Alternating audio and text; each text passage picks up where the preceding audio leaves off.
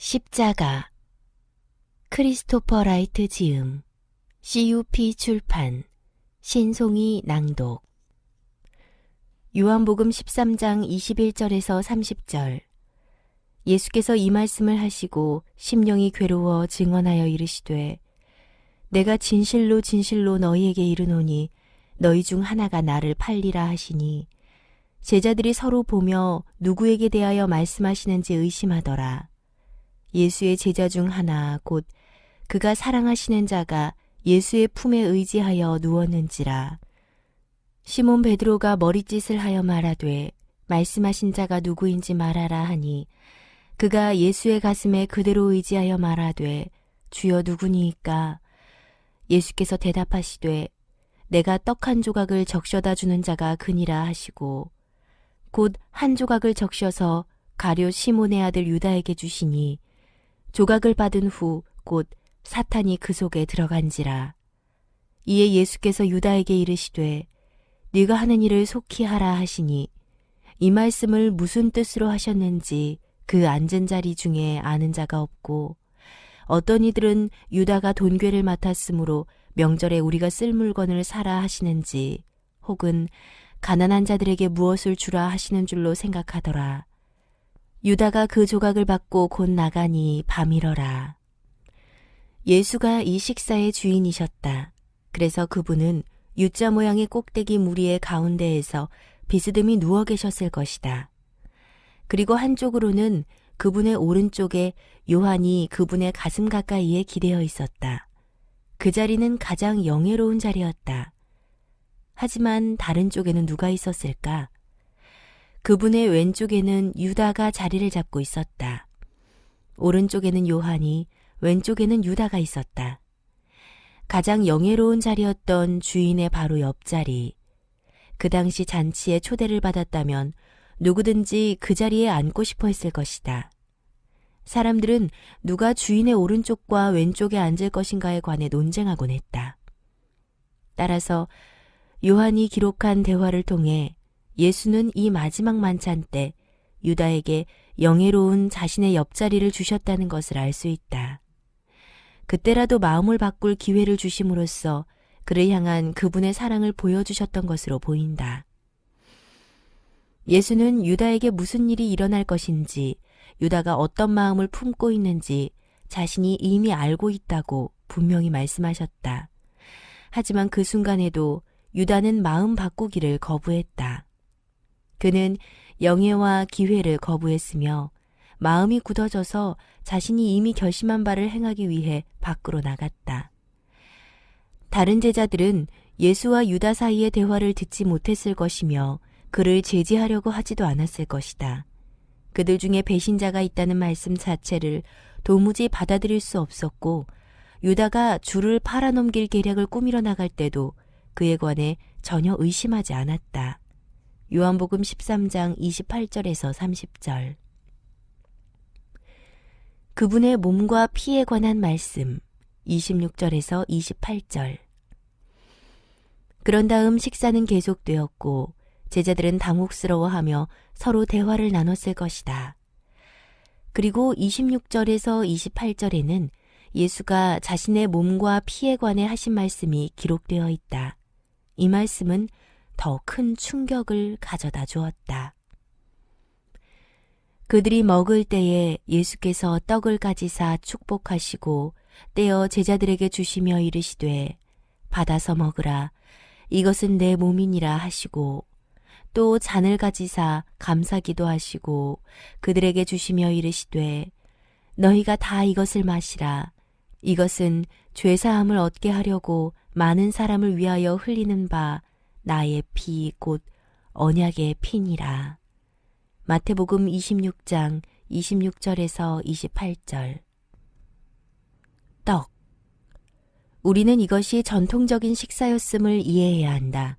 유월절에는 해야 할 말과 행해야 할 행동으로 이루어진 예전이 있었다. 그리고 특정한 시점에 주인이 무교병을 떼고 바로 이어서 축복이나 감사의 말을 한다. 땅에서 빵을 내시는 우주의 왕 주 우리 하나님을 찬양하나이다. 이것이 바로 마태가 축복하시고 라고 말할 때 예수가 하셨을 말씀이다. 그런 다음 대개 주인은 이것은 우리 조상들이 먹었던 고난의 빵입니다 라고 말했다. 다시 말해서 이 빵은 수백 년 우리가 이집트에서 노예 생활을 하며 당했던 고통을 상징합니다. 하지만 예수가 이 빵을 떼시고 감사를 드리신 다음 전혀 다른 충격적인 말씀을 하신다. 그분은 받아서 먹으라. 이것은 내 몸이니라. 그리고 누가와 바울은 예수가 너희를 위하여 주는 이라고 말씀하셨다고 덧붙인다. 이 말씀은 예수가 자신이 죽임을 당하실 것을 아셨음을 의미한다. 그분은 자신의 몸이 제물로 드려질 것이며 이 빵이 부서지듯이 자신의 몸도 부서질 것을 아셨다. 그리고 제자들에게 이스라엘 백성이 유월절 어린 양의 희생으로부터 유익을 얻고 함께 유월절 식사를 할 때마다 이를 기억했듯이 그들이 이 빵을 먹을 때 예수의 희생이 주는 혜택을 나눌 것이라고 말씀하셨다. 예수는 이 빵이 나다. 나는 부서진 빵이다. 나는 새로운 유월절이다. 나는 새로운 출애굽이다. 나는 너희가 갈망하던 구원이다. 하지만 내 몸이 죽어서 너희를 위해 제물로 바칠 것이기 때문에 이 모든 일이 일어날 것이다. 너희를 구속하기 위해 내가 내 생명을 바친다. 라고 말씀하신다. 잔. 그들이 말씀을 받아들이려고 애쓰는 동안에도 식사는 계속된다. 그리고 아마도 식사가 끝나갈 무렵 또 잔을 가지사 감사기도 하시고 그들에게 주시며 이르시되 너희가 다 이것을 마시라. 이것은 죄사함을 얻게 하려고 많은 사람을 위하여 흘리는 바 나의 피 곧 언약의 피니라. 마태복음 26장 27절에서 28절. 유월절 만찬을 나눌 때 포도주 4잔이 필요했다. 지금도 그렇다. 각각은 출애굽기 6장 6에서 7절에서 하나님이 이스라엘 백성에게 하신 4가지 약속을 상징한다. 출애굽기 6장 6절에서 7절. 그러므로 이스라엘 자손에게 말하기를 나는 여호와라. 내가 애굽 사람의 무거운 짐 밑에서 너희를 빼내며 그들의 노역에서 너희를 건지며 편팔과 여러 큰 심판들로서 너희를 속량하여 너희를 내 백성으로 삼고 나는 너희의 하나님이 되리니 나는 애굽 사람의 무거운 짐 밑에서 너희를 빼낸 너희의 하나님 여호와인 줄 너희가 알지라.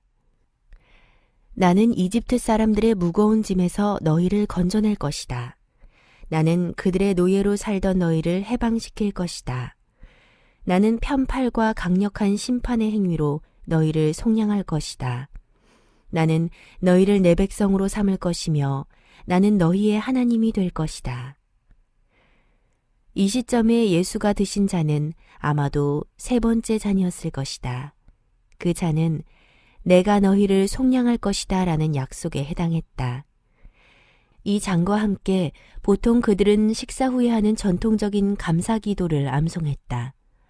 다시 한번 예수는 통상적인 유월절 예전을 따라 처음에는 예상되는 말씀을 하셨다. 그분은 포도나무 열매를 우리에게 주시는 우주의 왕, 주 우리 하나님을 찬양하나이다 라는 말씀으로 감사 기도를 하셨다. 그런 다음 제자들이 마시도록 잔을 넘겨주셨을 것이다. 그런데 그때 예수는 이것은 죄사함을 얻게 하려고 많은 사람을 위하여 흘리는 바 나의 피 곧 언약의 피니라 라고 말씀하신다. 이 말씀은 우리가 너무나도 자주 들어서 우리에게 대단히 익숙하다. 기독교 신자이며 정기적으로 교회에 출석한다면 우리는 성만찬 예배 때 이 말씀을 수백 번 들었을 것이다. 하지만 그 다락방에서 우울한 유월절 식사를 나누던 이 사람들과 함께 이 말씀을 처음으로 들었다고 상상해보라. 예수가 하신 말씀은 놀랍고 충격적이었다. 자신의 몸을 가리키는 부서진 빵과 마찬가지로 피라는 말도 분명히 폭력적인 죽음을 가리켰다. 이들 세 구절에서 예수는 구약의 새 성경 구절을 환기하고자 하셨음을 이해할 필요가 있다. 나의 피 곧 언약의 피, 많은 사람을 위하여 흘리는 바, 죄사함을 얻게 하려고. 이 구절의 출처인 새 성경 구절을 함께 살펴보자. 예수는 그분의 제자들이 그리고 우리가 불과 몇 시간 후에 일어날 일의 의미를 이해할 수 있도록 도와주려고 이런 말씀을 하셨다. 우리는 예수가 인용하신 새 성경 구절에 비추어 이 사건, 즉 십자가 죽음을 바라보아야 한다. 첫째, 언약의 피. 이 구절은 출애굽기 24장 1에서 11절에서 왔다. 지금 그 말씀, 특히 6에서 11절을 읽어보라. 이 말씀은 이스라엘 백성이 출애굽 이후 시내산에 도착했을 때 하나님이 그들과 언약을 세우신 것에 관한 이야기다. 이 언약에는 희생제사가 포함되어 있었다. 모세는 그 제물의 피 중 절반을 취해 언약의 한쪽 당사자이신 하나님을 상징하는 제단에 뿌렸다. 그런 다음 그는 언약서를 가져다가 백성에게 읽어주었고 그들은 여호와의 모든 말씀을 우리가 준행하리이다 라고 대답했다. 그런 다음 모세는 제물의 피 나머지 절반을 취해 백성에게 뿌리며 이는 여호와께서 이 모든 말씀에 대하여 너희와 세우신 언약의 피, 정확히 예수가 하신 말씀이니라 라고 말했다. 그런 다음 모세와 아론, 백성의 장로들은 시내산으로 올라갔다. 그 다음에는 그들이 이스라엘의 하나님을 보았고 하나님 앞에서 먹고 마셨다는 놀라운 말씀이 기록되어 있다. 출애굽기 24장 6절에서 11절. 모세가 피를 가지고 반은 여러 양푼에 담고 반은 제단에 뿌리고 언약서를 가져다가 백성에게 낭독하여 듣게 하니 그들이 이르되 여호와의 모든 말씀을 우리가 준행하리이다. 모세가 그 피를 가지고 백성에게 뿌리며 이르되 이는 여호와께서 이 모든 말씀에 대하여 너희와 세우신 언약의 피니라. 모세와 아론과 나답과 아비후와 이스라엘 장로 70인이 올라가서 이스라엘의 하나님을 보니 그의 발 아래에는 청옥을 편듯하고 하늘같이 청명하더라. 하나님이 이스라엘 자손들의 존귀한 자들에게 손을 대지 아니하셨고 그들은 하나님을 뵙고 먹고 마셨더라. 출애굽기 24장의 이야기에 희생 제물과 피, 언약, 하나님 앞에서 나누는 식사가 결합해 등장하고 있다는 것을 이해하겠는가? 그리고 예수는 그것이 바로 이 식사의 의미라고 말씀하신다. 그 본래의 언약 제물과 그 피는 출애굽 이후 하나님과 그분의 백성 사이의 관계를 인쳤다. 그리고 예수는 이것은 너희와 나 하나님 사이의 관계를 인치는 희생제사에서 흘리는 내 언약의 피다. 너희 12사람, 메시아의 제자들, 너희와 나에 대한 믿음을 통해 너희와 연합하게 될 모든 사람. 너희는 새 언약 안에서 사랑의 하나됨을 통해 영원히 내 것이 될 것이다. 왜냐하면 내가 너희를 속량하였고 너희는 내 것이기 때문이다. 라고 말씀하신다. 둘째, 이 언약의 피가 많은 사람을 위해 흘려진 것이라고 예수는 말씀하신다. 이 구절의 출처는 구약에서 가장 유명한 장 중 하나인 이사야 53장이다. 이 말씀에서 이사야는 장차 와서 자신의 죄가 아니라 우리의 죄 때문에 고난을 당하고 죽으실 주의 종에 관해 말한다. 이사야 53장에서는 주의 종이신 그분이 우리의 허물 때문에 찔리고 우리의 죄악 때문에 상하시고 주께서 우리 모두의 죄악을 그분께 담당시키셨다고 말한다. 하지만 그 장 뒷부분에서 하나님은 그분의 종을 신원하고 영화롭게 하실 것이라고 말씀하신다. 왜? 12절을 보라. 이는 그가 자기 영혼을 버려 사망에 이르게 하며 범죄자 중 하나로 헤아림을 받았음이니라. 그러나 그가 많은 사람의 죄를 담당하며 범죄자를 위하여 기도하였느니라. 이사야 53장 12절. 이것이 바로 예수가 말씀하신 바다. 이것은 많은 사람을 위해 흘리는 나의 피다. 나는 하나님께 순종하는 종으로서 내 죽음을 통해 수많은 다른 이들의 죄를 지기 위해 내 생명을 내어줄 것이다. 셋째, 이 언약의 피는 죄사함을 얻게 하려고 많은 사람을 위해 흘린 피다. 여기서 예수는 예레미야 31장 31절에서 34절을 염두에 두셨음이 거의 확실하다. 그 구절에서 하나님은 예레미야를 통해 새로운 언약이 있을 것이라고 약속하신다. NIV에서 마태복음 26장 28절에 대한 각주를 보면 마태복음의 일부 사본에서는 누가복음 22장 20절, 고린도전서 11장 25절, 마지막 만찬에 대한 가장 초기의 기록과 마찬가지로 예수가 이것은 새 언약의 피니라 라고 기록하고 있음을 알 수 있다. 예레미야 31장 31절에서 34절. 여호와의 말씀이니라. 보라, 날이 이르리니 내가 이스라엘 집과 유다 집에 새 언약을 맺으리라. 이 언약은 내가 그들의 조상들의 손을 잡고 애굽 땅에서 인도하여 내던 날에 맺은 것과 같지 아니할 것은 내가 그들의 남편이 되었어도 그들이 내 언약을 깨뜨렸음이라. 여호와의 말씀이니라.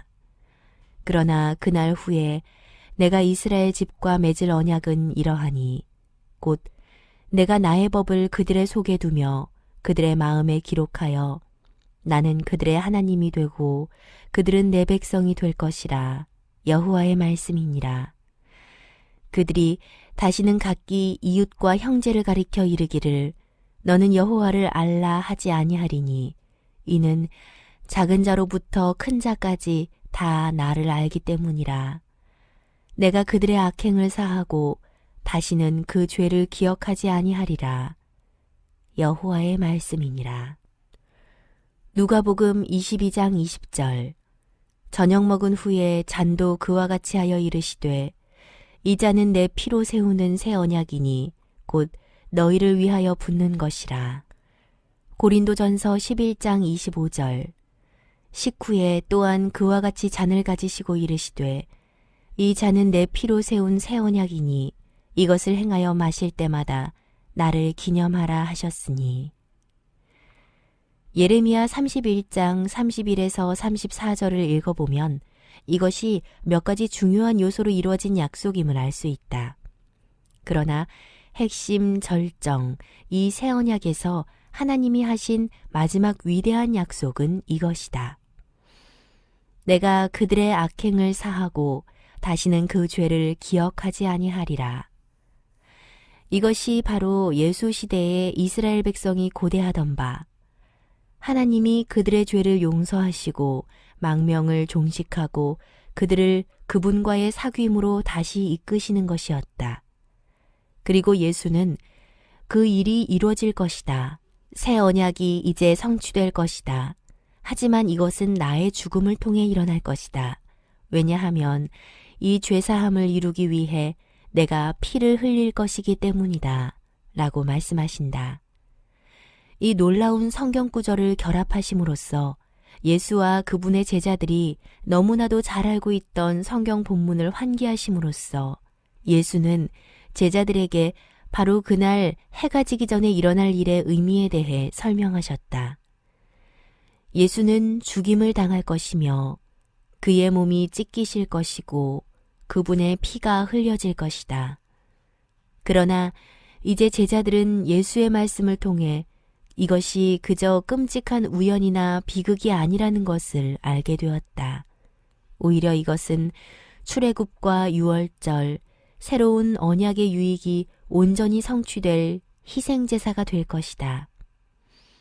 그리스도의 피를 통해 그들은 죽음에서 구원을 받고 생명을 얻게 될 것을, 그들이 노예 상태와 죄로부터 속량될 것을, 그들의 죄가 용서를 받고 그들이 하나님의 사랑으로 연합되어 하나님과 새로운 언약적 관계로 들어가게 될 것을 그들은 알게 되었다. 이것이 바로 예수가 이 성경 구절을 인용하시며 주셨던 놀라운 말씀이다. 장차 있을 잔치에 관한 말씀 29절. 우리는 배신자에 관한 예수의 말씀과 자신의 몸과 피에 관한 그분의 말씀을 들었다. 하지만 아직 그분의 말씀은 끝나지 않았다. 29절에서 예수는 이렇게 덧붙이신다. 내가 포도나무에서 난 것을 이제부터 내 아버지의 나라에서 새 것으로 너희와 함께 마시는 날까지 마시지 아니하리라. 마태복음 26장 29절.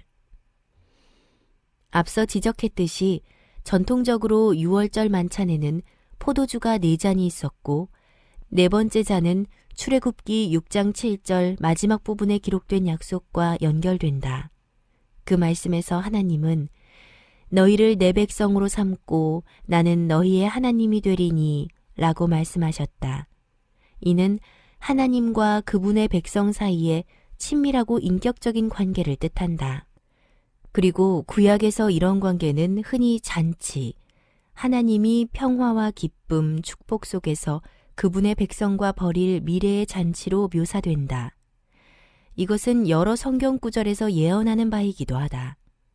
출애굽기 6장 7절. 너희를 내 백성으로 삼고 나는 너희의 하나님이 되리니 나는 애굽 사람의 무거운 짐 밑에서 너희를 빼낸 너희의 하나님 여호와인 줄 너희가 알지니라. 따라서 이날 저녁 이 시점에 예수는 이 네 번째 잔을 마시기를 거부하셨던 것처럼 보인다. 대신 그분은 이렇게 말씀하셨다. 걱정하지 말아라. 이 잔은 남아있을 것이다. 우리가 다시 만날 그날까지 이 잔은 남아있을 것이다.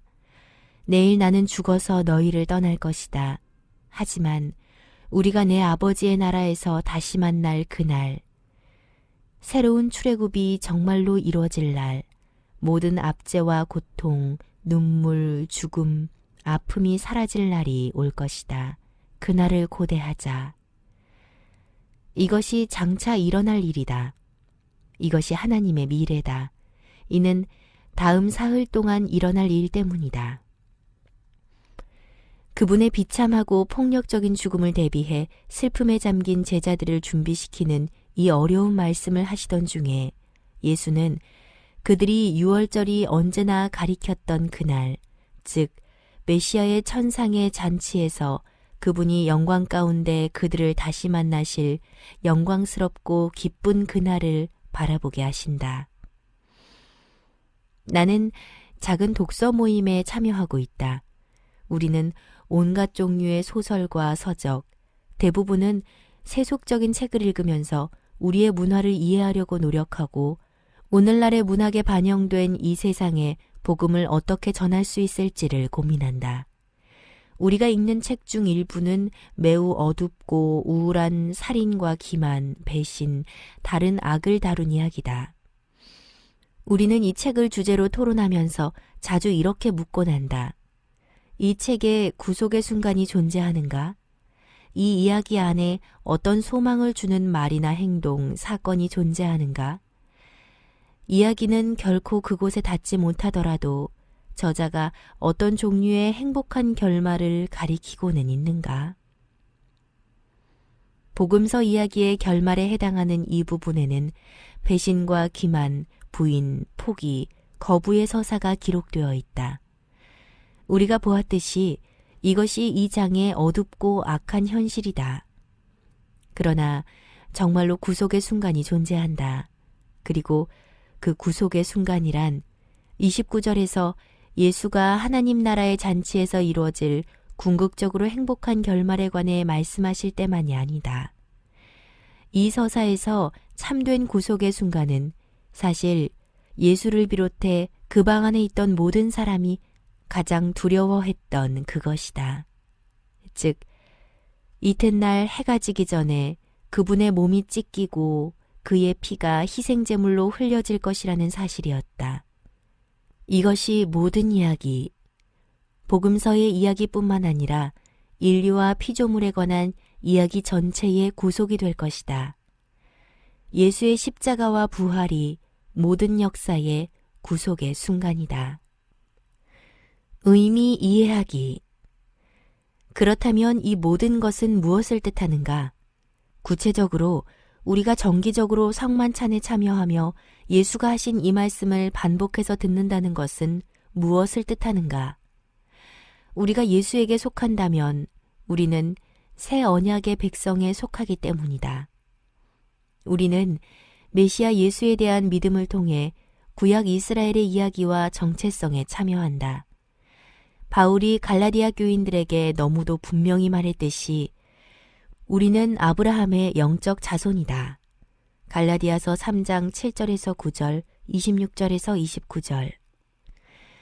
따라서 주의 만찬을 행할 때 우리는 구약의 이스라엘이 기렸던 바로 그 위대한 진리, 이제는 예수의 십자가와 부활의 빛 아래서 훨씬 더 놀라워진 그 진리를 기린다.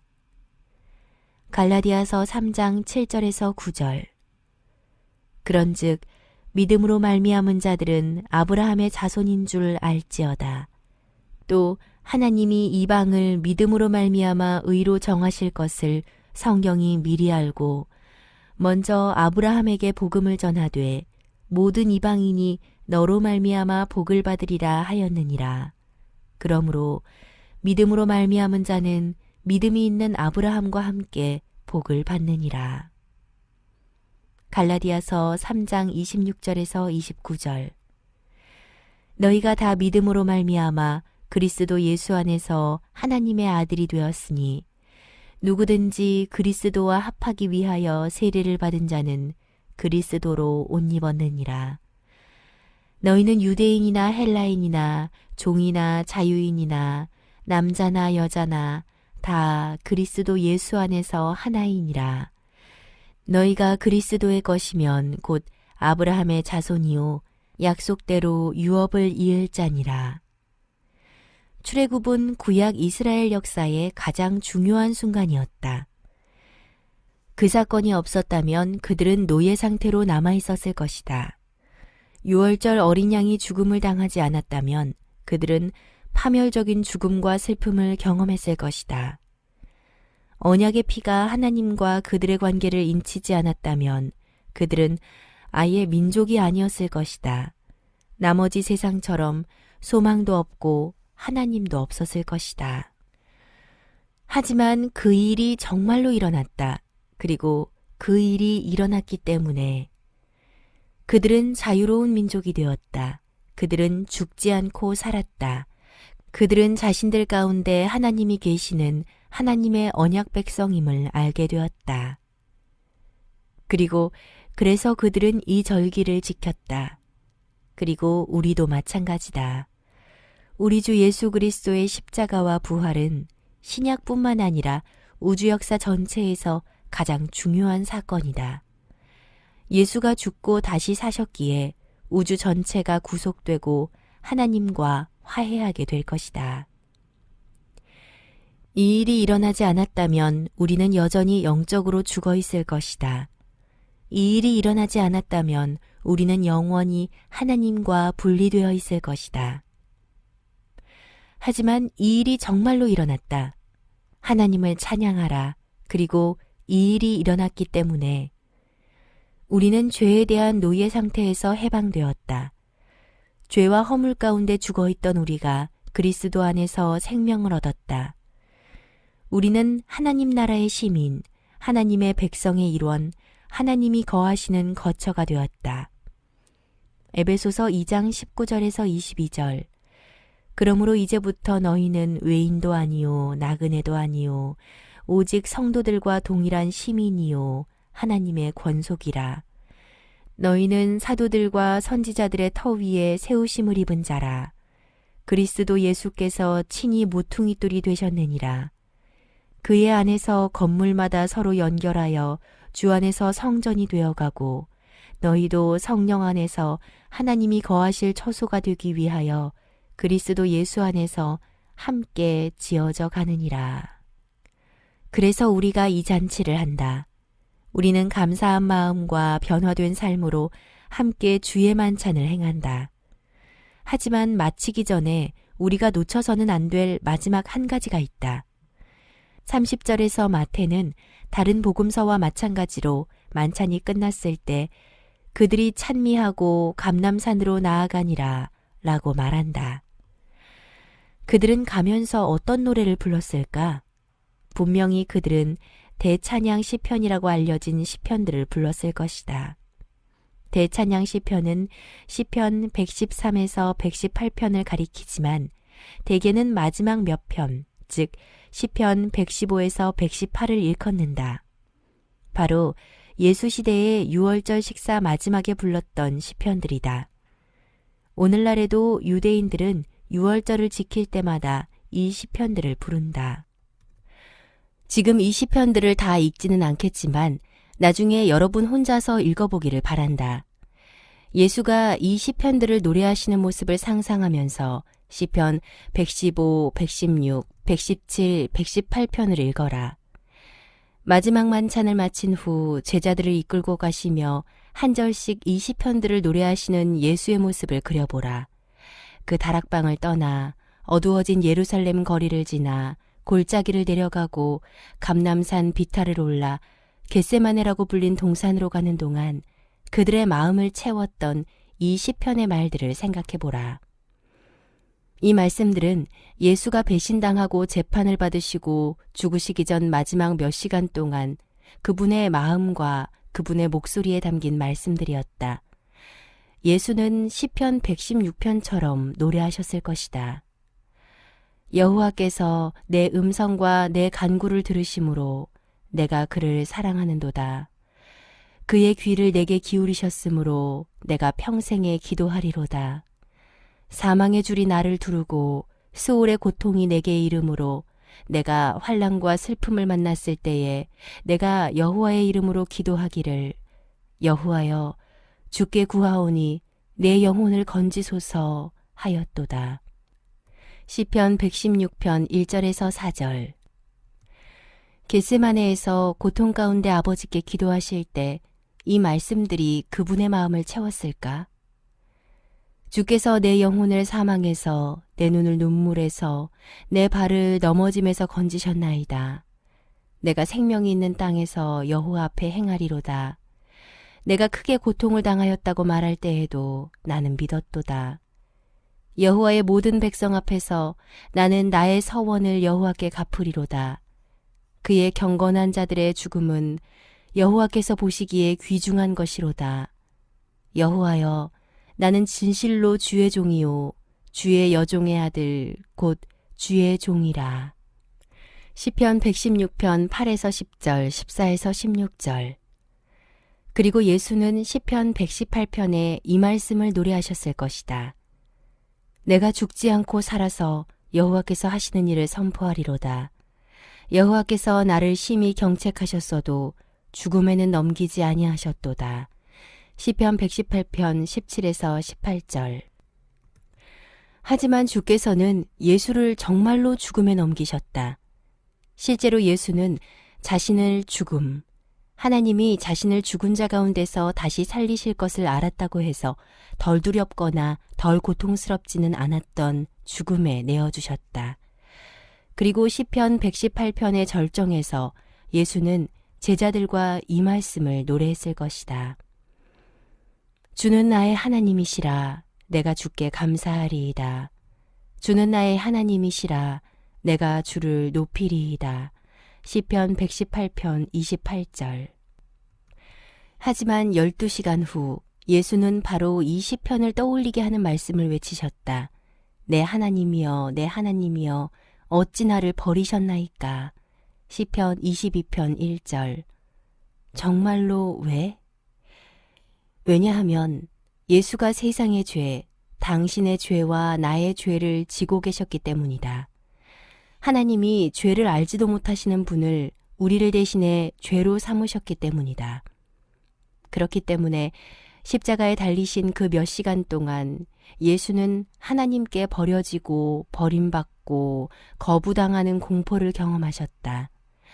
그것이 죄에 대한 하나님의 유일한 궁극적이고 거룩한 반응, 그분의 임재로부터의 추방이기 때문이다. 그리고 예수가 그 유기의 자리로 가셨고, 따라서 우리가 그리스도를 믿을 때 당신과 나는 그 자리에 갈 필요가 없다. 베드로의 말처럼 그분은 나무에 달려 그 몸 안에 우리의 죄를 지셨다. 그렇기에 당신과 나는 시편 118편의 마지막 말씀, 그 다음날 무슨 일을 겪게 되실지 아셨던 예수도 노래하셨을 그 말씀을 노래할 수 있다. 하지만 그분은 그 앞에 있는 기쁨을 위하여 십자가를 참으사 부끄러움을 개의치 아니하시더니 하나님 보좌 우편에 앉으셨느니라. 히브리서 12장 2절. 여호와께 감사하라. 그는 선하시며 그의 인자하심이 영원함이로다. 시편 118편 29절.